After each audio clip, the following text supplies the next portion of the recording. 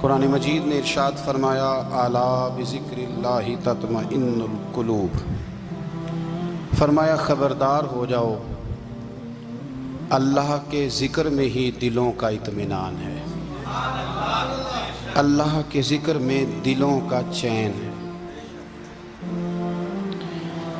لوگ بہت سارا مال، بہت ساری دولت، بہت ساری عقل اور بہت سارا شعور ہونے کے باوجود بے سکون ہیں۔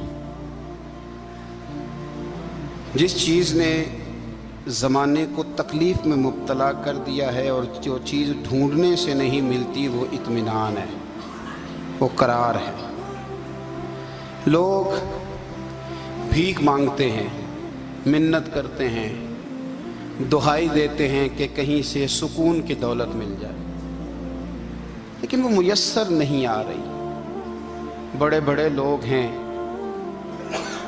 اور میں عرض کر چکا ہوں کہ مالدار بھی ہیں اور عقل مند بھی ہیں، باشعور ہیں، پڑھے لکھے ہیں، پر قلبی سکون، راحت، اطمینان، چین انہیں میسر نہیں آ رہا۔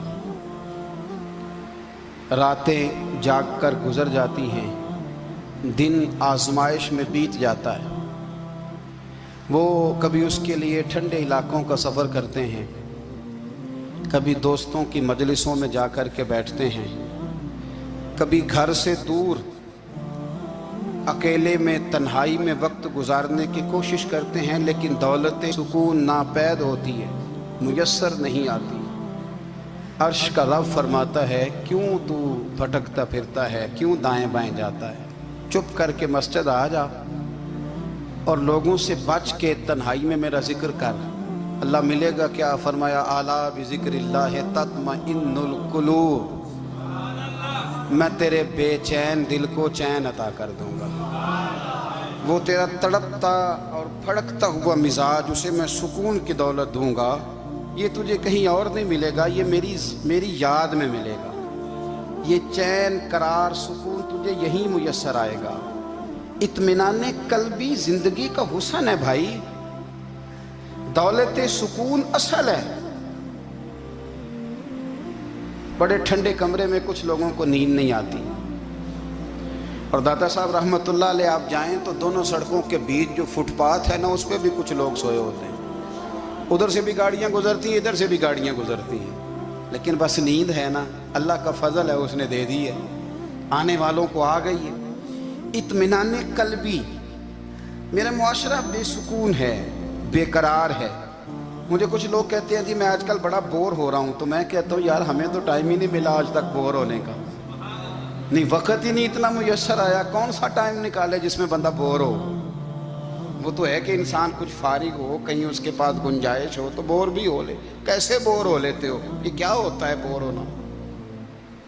زندگی میں اتنا وقت ہی کہاں ہے کہ انسان بور ہوتا پھرے اور یہ تصور بناتا پھرے کہ میں بڑی آزمائش میں ہوں، تو میں بڑے بور ہو رہا ہوں، تو میں بڑی تکلیف میں ہوں۔ تو وقت بہت زیادہ ہے ہمارے پاس، لا یعنی کاموں میں ضائع بڑا ہوتا ہے، تو ہم بور ہوتے ہیں، پریشان ہوتے ہیں۔ اللہ فرماتے ہیں یہ جو میری یاد ہے نا، لیکن اس کا بھی ایک طریقہ ہے یاد کا، اس طریقے سے اگر میرے رسول کریم علیہ السلام نے فرمایا اللہ کا ذکر اس طرح کرنا کہ دیکھنے والا تمہیں دیوانہ سمجھے، لوگ سمجھیں کہ کوئی مجنون ہے، کوئی جنونی ہے، کوئی پاگل ہے۔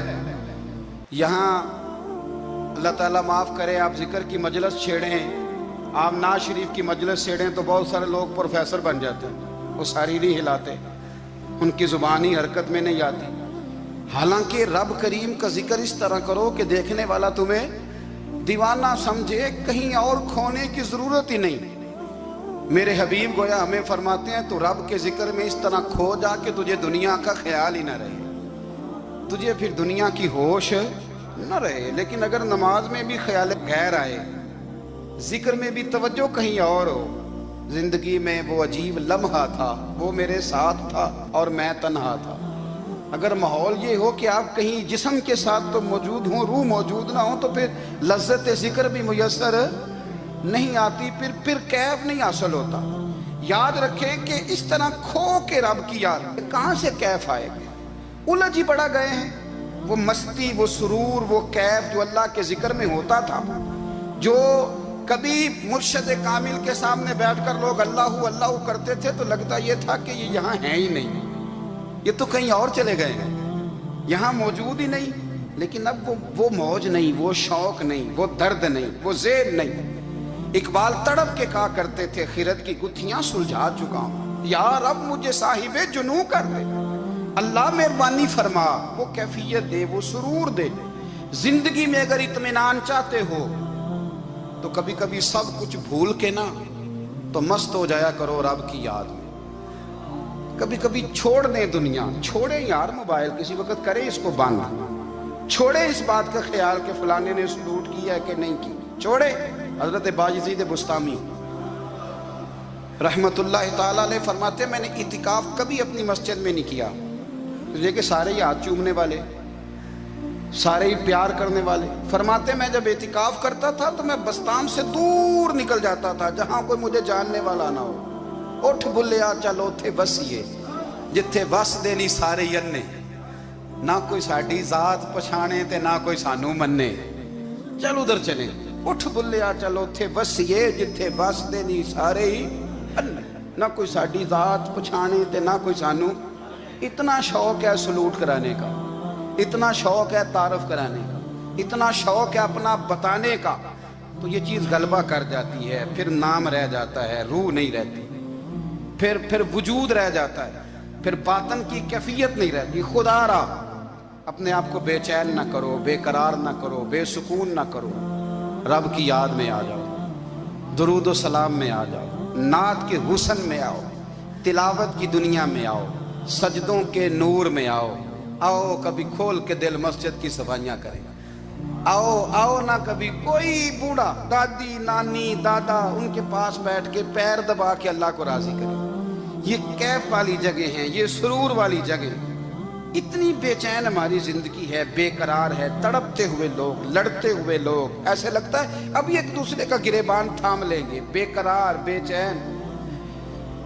کسی کو انتظار کا کہا جائے نا کہ 10-20 منٹ کسی کا انتظار کرو تو بعض لوگ مجھے ایسے لگتا ہے جیسے ان کا کلیجہ پھٹ جائے گا، ڈاکٹر کے انتظار میں بیٹھے ہیں تو بڑے پریشان ہیں۔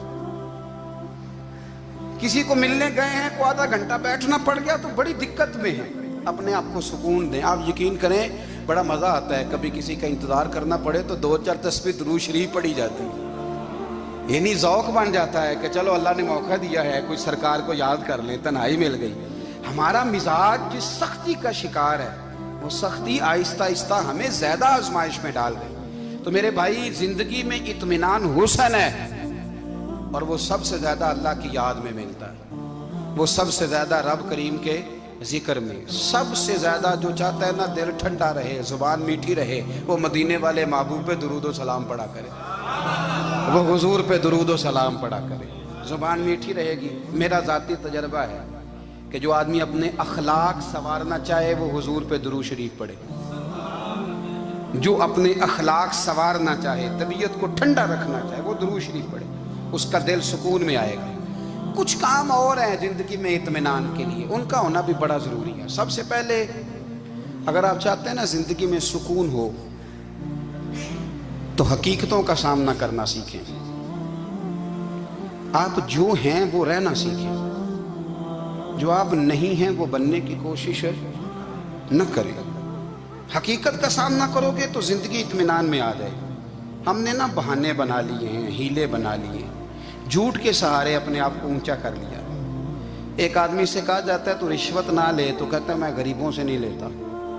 تو میرا سوال یہ ہے کہ امیروں کا حساب لینے کی اللہ نے تیری ڈیوٹی لگائی ہے، تیرے ذمہ لگایا ہے کہ تو امیروں کا حساب کر، تمہیں کیا ضرورت پڑی؟ ہم نا بہانہ کرتے ہیں، رشوت لینے والے کا الگ بہانہ ہے اور سفارش والے کا الگ بہانہ ہے۔ حقیقت کا سامنا کریں، حقیقت کا۔ جو میرے ذمہ داریاں ہیں وہ میں نے پوری کرنی، جو آپ کی ذمہ داریاں ہیں وہ آپ جان نہ چھڑائیں، حقیقت پسند بنیں۔ میرے رسول کریم، پھر پڑھیے درود شریف صلی اللہ تعالی علیہ وسلم۔ حضور صلی اللہ علیہ وسلم نے فرمایا کہ میری بیٹی سیدہ فاطمہ الزہرا رضی اللہ تعالی عنہا صرف جنتی نہیں، جنتی عورتوں کی سردار ہے، لیکن حضور نے یہ بھی فرمایا کہ فاطمہ یہ خیال رکھنا اگر اللہ نے حساب پوچھا تو حساب تم نے خود دینا ہے۔ حقیقت کی طرف توجہ کرائی حضور نے، وہ صرف جنتی نہیں، جنتی عورتوں کی سردار ہیں، پر حقیقت کی جانب توجہ۔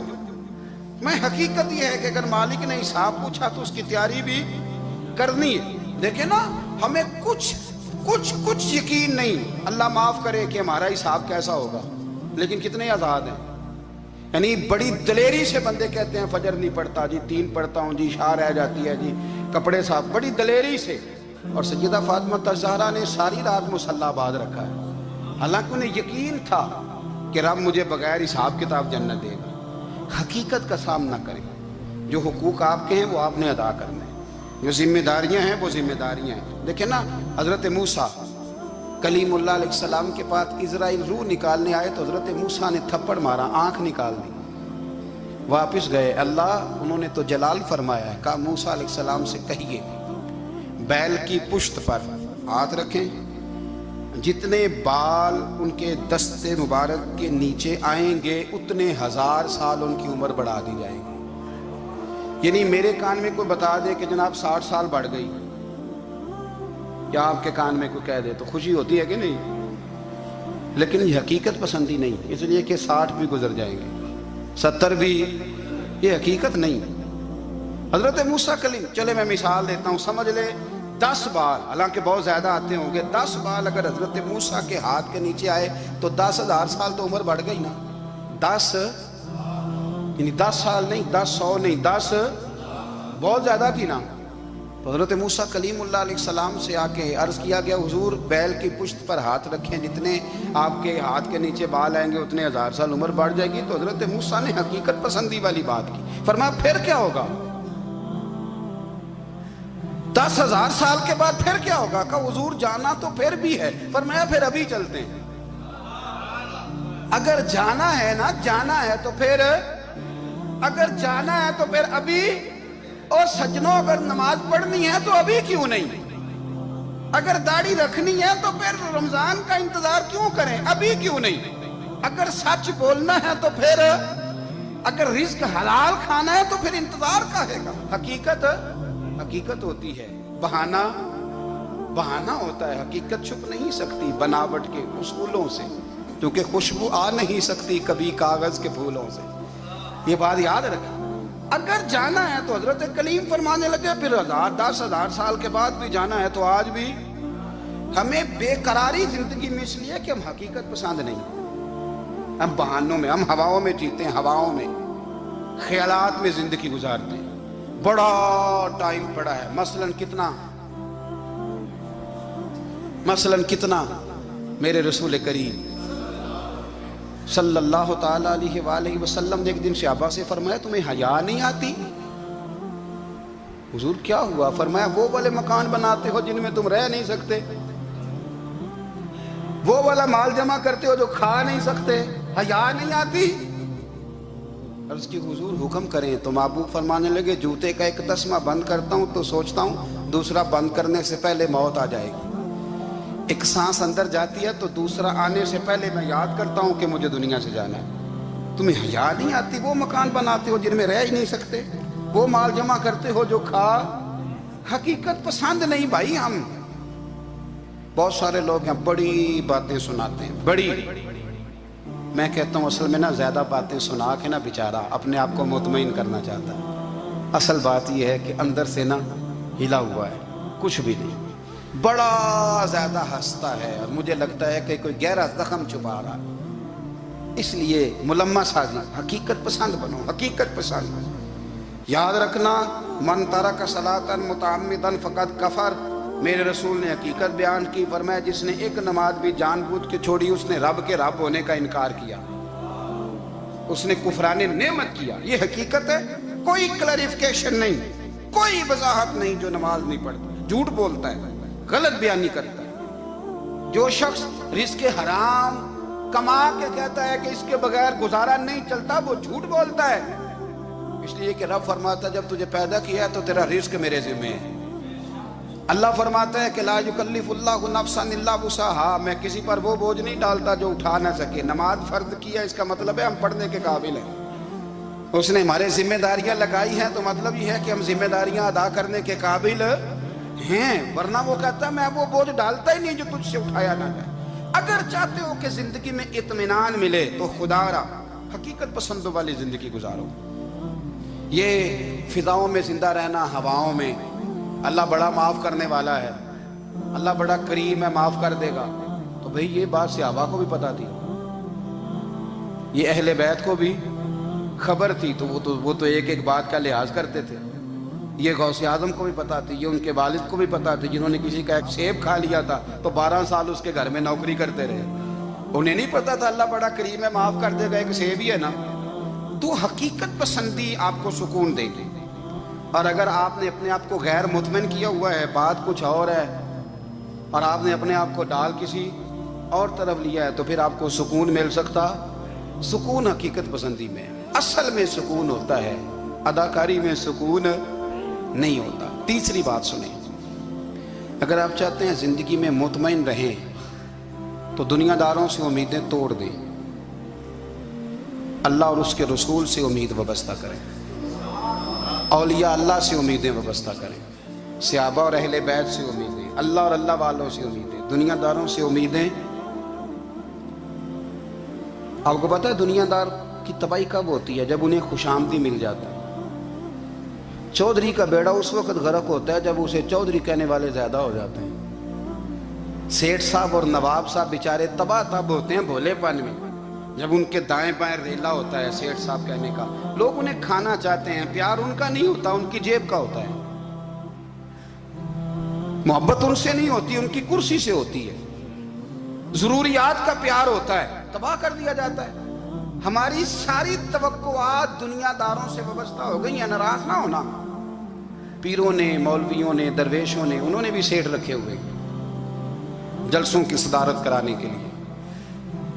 यानी मजहबी जलसा है, उसमें बहुत जबरदस्त पढ़े लिखे साहिबे तकवा आलिम का खिताब है, और की सदारत वो बंदा कर रहा है जिसने इशा की नमाज भी नहीं पढ़ी। वो बंदा सदारत कर रहा है, क्यों? इसलिए कि उसने लाख रुपया दिया महफिल में। खुदारा दुनियादारों से उम्मीदें छोड़ दें, वरना आप कमजोर पड़ जाएंगे, आपकी उम्मीदें टूटेंगी।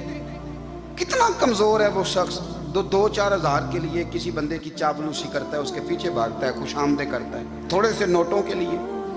दुख सुख में काम आएगा इस काम के लिए। मेरे रसूल करीम अलैहिस्सलाम ने फरमाया, जिसने बंदों को राजी करते करते रब को नाराज कर दिया, उसकी दुनिया भी गई और आखिरत भी गई। और फरमाया जिसने बंदों की परवाह नहीं की, अल्लाह को राजी किया, फरमाया अगर रब राजी हो गया तो लोगों के दिलों में भी मोहब्बत पैदा फरमा देगा। क्या जरूरत है खुशामद करना दुनियादारों की, सेठों की, नवाबों की, चापलू। और मैं आपको एक बात बताऊं, होता पता क्या है, ये जो हुब्बे जा और हुब्बे बा होती है ना, इससे पेट नहीं भरता। आपको अगर खुशामद करनी है तो फिर आपको सारी जिंदगी करनी है। फिर उनको भी पता होता है कि ताल्लुक किस बुनियाद पर है, इसमें कभी भी खुलूस पैदा नहीं होता। आप बेचैन रहते हैं, बेकरार रहते हैं, आपको तकलीफ रहती है हमेशा। कभी भी दुनियादारों से उम्मीदें वाबस्ता ना करें। एक बात सुने बड़ी शानदार, इमाम गजाली ने लिखी है। इमाम गजाली फरमाते हैं कि हारून रशीद ना हज करके वापस आया बगदाद में, तो कोने में हजरत बहलोल दाना बैठे थे। रश बहुत था, मजमा बड़ा था। हजरत बहलोल दाना भी सड़क के किनारे बैठे थे, तो सिपाही कहने लगे यहाँ से उठ जाओ। फरमाने लगे हारून रशीद की ज़मीन नहीं, ज़मीन मेरे रब की है, मैं क्यों उठूँ? वो करीब से गुजरा तो सलाम ली, तो आपने उसका प्रोटोकॉल देखा तो फरमाने लगे हारून रशीद तुझसे तगड़े तगड़े मोटे मोटे प्रोटोकॉल मैंने लोगों के देखे हैं, और ये जो तेरे दाएं बाएं आज तेरे नारे लगा रहे हैं, ये पहले उन लोगों के नारे लगाया करते थे। और थोड़ा वक्त गुजरने दे, जो तेरे बाद आएगा ना, ये सारे फिर उनके नारे भी लगाएंगे। तू झूठ की दुनिया में जिंदा है, इनसे तूने उम्मीदें वाबस्ता की हैं, ये कल उसके नारे लगाएंगे। उसके दिल पे बड़ा असर हुआ, घोड़े से उतर आया, आगे कहने लगा हुजूर आपने मुझे बड़ी अच्छी नसीहत की है, मेरा दिल बड़ा ठंडा हुआ है। मैंने सुना है आप मकरूज हैं, कुछ लोगों का कर्ज, तो मुझे कोई हुक्म ही कर दें। आप हंसने लगे, फरमाने लगे यार तू तो बड़ा ही बेवकूफ़ है, बड़ा ही बेवकूफ़ है तू, मैं तुझे नसीहत कर रहा हूँ, तू मुझे उलझा रहा है। हुजूर कोई हुक्म कर दें। क्या खूबसूरत अंदाज है रब करीम के बंदों का। हजरत बहलोल दाना फरमाने लगे तेरा रब कौन है? कहा अल्लाह। तो फरमाया मेरा कौन है? कहा अल्लाह। फरमाने लगे ये तो नहीं ना हो सकता कि अल्लाह हारून रशीद को देता रहे और बहलोल दाना को भूल ही जाए।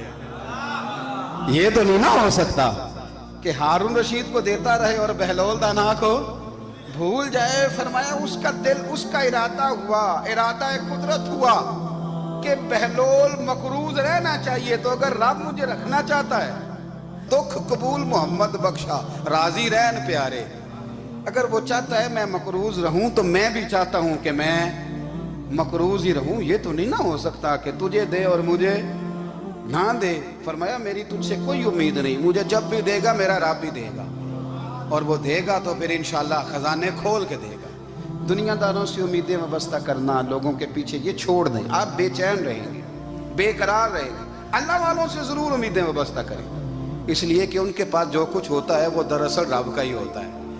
लेकिन सेठों से, नवाबों से, सियासतदानों से बाज आ जाए, हमारी बड़ी उम्मीदें वाबस्ता हैं। मैं अक्सर कहता हूँ जितने फेरे नौकरी के लिए दुनियादार के दरवाजे पे लगाए हैं ना, इससे कम दफा मस्जिद में नफल पड़े होते तो रब उतनी बड़ी मेहरबानी फरमा देता। तीसरी बात ये याद रखें, अगर सुकून लेना चाहते हैं ना, अगर सुकून लेना चाहते हो ना, तो लोगों को डिस्कस करना बंद कर दो। किसको अल्लाह ने कितने पैसे दिए हैं वो जाने और अल्लाह जाने, किसको अल्लाह ने कितनी गाड़ियां दी हैं वो जाने, और लोगों को डिस्कस करना जी। यानी मैं एक जगह बैठा था तो एक साहब गाड़ी वाला गुजरा, गाड़ी में बैठ के, उसका पड़ोसी था, कहता मुंह है कार वाला। मैं क्या ਉਹਦਾ ਤੇ ਹੈ ਤਾਂ ਹੀ बैठा है। ਤੇ ਹੁਣ मैं क्या समझाना ਸੀ ਨਾ ਉਹਨੂੰ, मैं क्या ਤੂੰ ਤੇ ਮੈਂ ਹਿਸਾਬ ਲਾਈਏ ਵੀ ਸਾਡੇ ਕੋਲ ਕੋਈ नहीं, ਉਹਦਾ ਤੇ है। देखे ना अल्लाह ने उसे दी है ना, तो अल्लाह ने चाहा ना वो कार में बैठे, तो इसने फट्टे पे बैठ के ये तबसरा किया कि मुंह है कार वाला। मैं क्या भी ਉਹਦਾ ਤੇ है ਤਾਂ कार है। अब मुझे और तुझे अंदाजा लगाना चाहिए कि हम क्या ये बहस है। यदि अल्लाह को चाहिए था माज अल्लाह के पहले तुझसे पूछता कि इसे कार देनी है कि नहीं। क्या मतलब फसूल बहस है।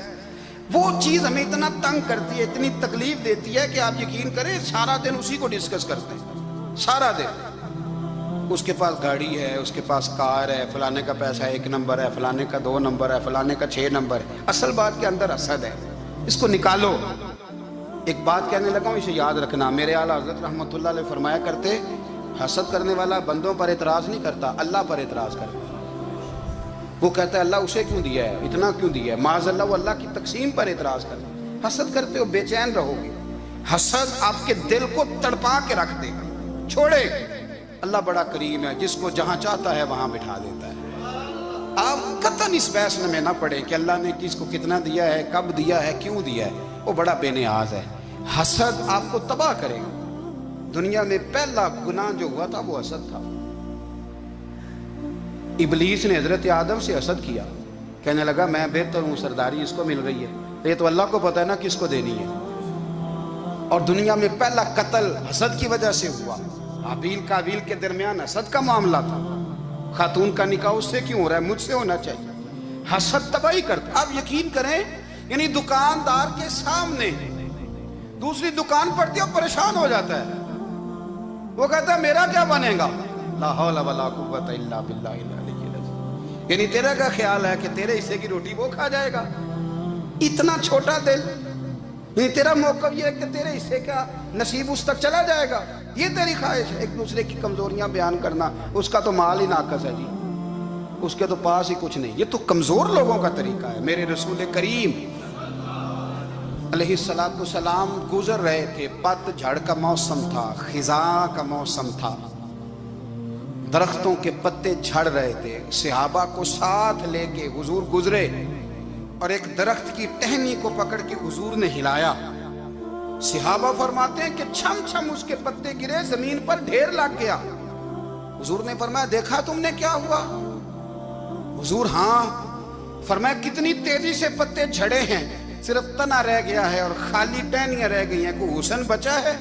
हुजूर नहीं। नबी करीम फरमाने लगे जो हसद करता है ना, उसकी नेकियां भी इसी तरह झड़ जाती हैं।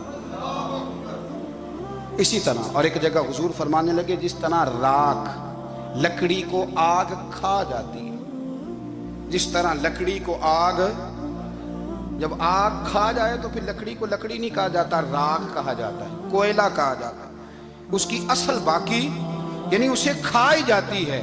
तो हुजूर अलैहिस्सलाम फरमाने लगे जिस तरह आग लकड़ी को खा जाती है, फरमाया इसी तरह हसद नेकियों को खा जाता है, नेकियां रहती नहीं।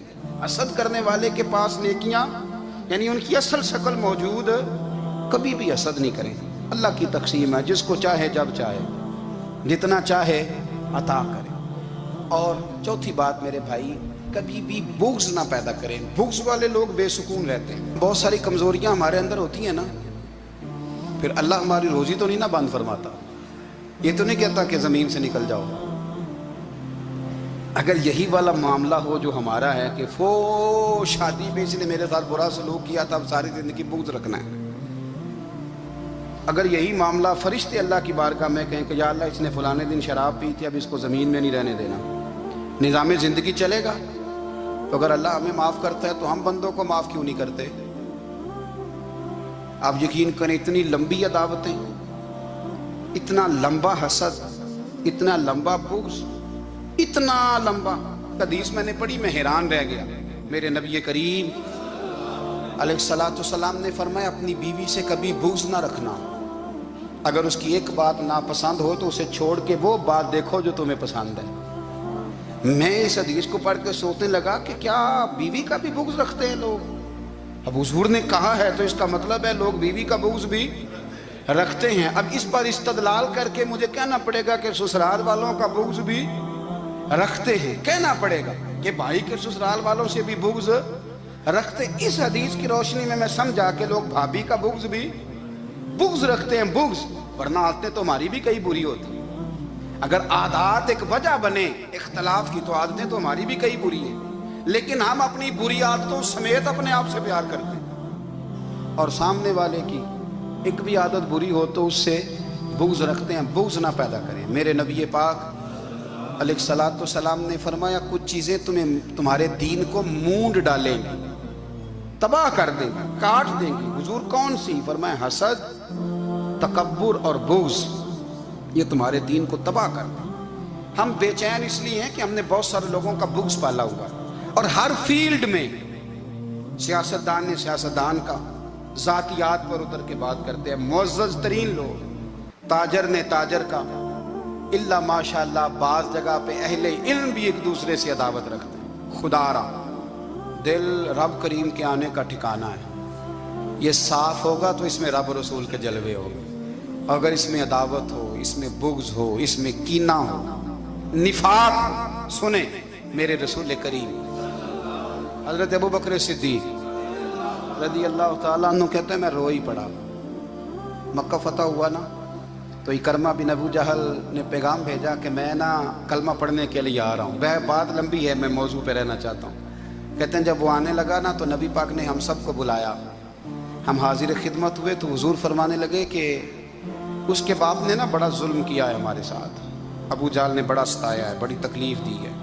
आप मुझे बतलाएं कि वो एक दफ़ा किसी शादी पे बहस होती है बीवी के भाई के साथ, फिर सारी ज़िंदगी उस बेचारे को माफ़ी, वो 10 दफ़ा घर आता है माफ़ी मांगने पर सवाल ही नहीं पैदा होता। मैं ओ हो मुझे ही कह दिया, यानी मैं, यानी फिर मैं, मुझे ही कह दिया आपने और मेरी शान में बेअदबी और फिर मैं माफ़ कर दूँ? तौबा तौबा तौबा, ये कैसे हो सकता है? मेरी नाक नीची हो जाएगी और आपने मुझे कह दिया, सवाल ही नहीं पैदा होता। और ये रोना मैं अक्सर होता हूँ कि शादी वाले दिन दामाद साहब का ज़्यादा दिमाग ख़राब होता है। जब छोटी साली की शादी होती है ना, उस दिन इसको बुखार चढ़ता है, कोई इसको कान में कहता है तेरी इज्जत नहीं कर दे, उस दिन इसका दिमाग ख़राब हो जाता है, बच्चे उठा कर निकल आता है।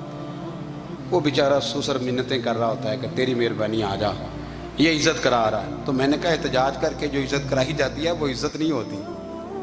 हाँ हाँ, यहाँ मांग के इज़्ज़त लेते हैं लोग, यह एहतजाज की कोई इज़्ज़त है? आपके अंदर कमालात इतने हों कि आपकी इज़्ज़त करने को दिल चाहे, यानी मज़ा आए, यानी लुत्फ़ आए, यानी आप दूर बैठे हों तो किसी का दिल करे आपको स्टेज पे बुलाने के लिए। ये क्या बात हुई कि छाए जाना और भाग के आगे जाना? इनसे निकलें।